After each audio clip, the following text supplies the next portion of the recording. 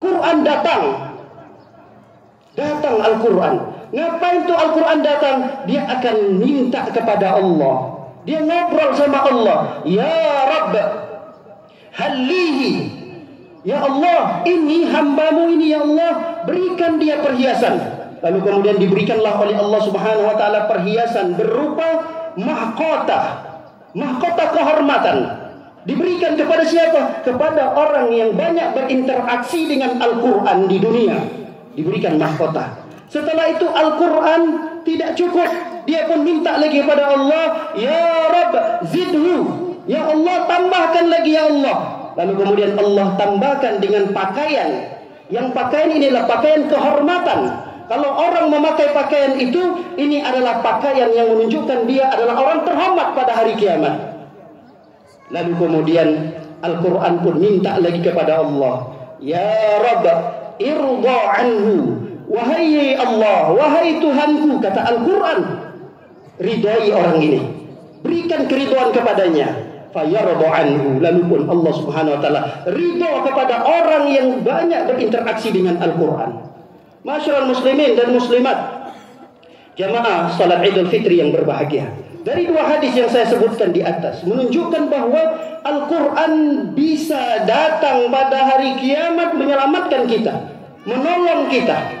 Tapi yang menjadi pertanyaan besar adalah, apa iya Al-Quran akan datang pada hari kiamat menyelamatkan kita, menolong kita dengan hanya cukup membacanya saja? Apa cukup membaca Al-Quran lalu kemudian Al-Quran itu datang pada hari kiamat membela dan menyelamatkan kita?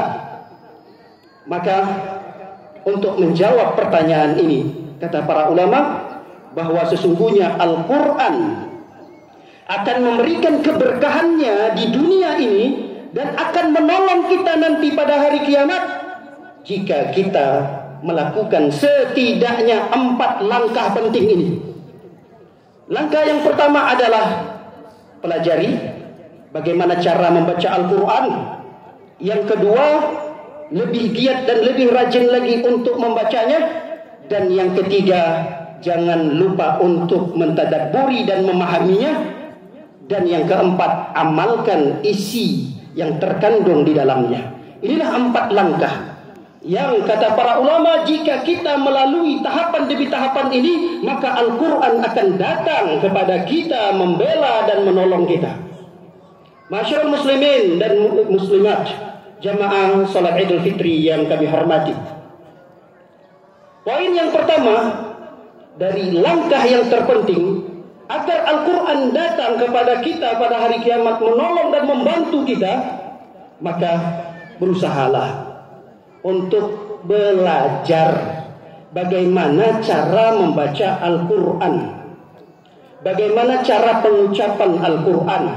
Kalaulah alhamdulillah di antara kita sudah mengenal huruf-huruf hijaiyah, alif, ba, ta, upayakan untuk merangkainya. Bagaimana cara merangkai huruf per huruf ini sehingga dia bisa jadi bacaan. Kalaulah alhamdulillah kita sudah bisa merangkai huruf per huruf, nah bagaimana cara kita supaya tahu berapa panjang, yang mana pendek, mana panjang daripada harakat-harakat tersebut. Ini upaya yang harus kita lakukan. Sangat disayangkan di zaman ini masih banyak kaum muslimin dan muslimat buta huruf Al-Quran. Masih banyak. Bahkan kita tidak perlu malu untuk belajar Al-Quran walaupun kita sudah berada usia lanjut, apalagi masih usia belia.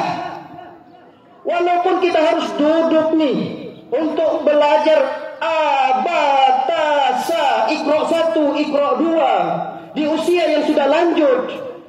Ingat, kerja keras kita pada hari ini itu akan menentukan kedudukan kita nanti pada hari kiamat. Belajar cara membaca Al-Quran. Dan ironisnya pada zaman kita ini banyak kaum muslimin yang bergelar S1, S2, S3 bahkan profesor dalam bidang akademis yang luar biasa. dalam bidang sains dan seterusnya. Tapi mohon maaf, nol besar dalam urusan membaca Al-Quran. Subhanallah. Tidakkah kita tahu bahwa yang menolong kita adalah Al-Quran? Bahkan orang yang demikian dibenci dan dicelah, bahkan tidak disukai oleh Allah Subhanahu wa taala.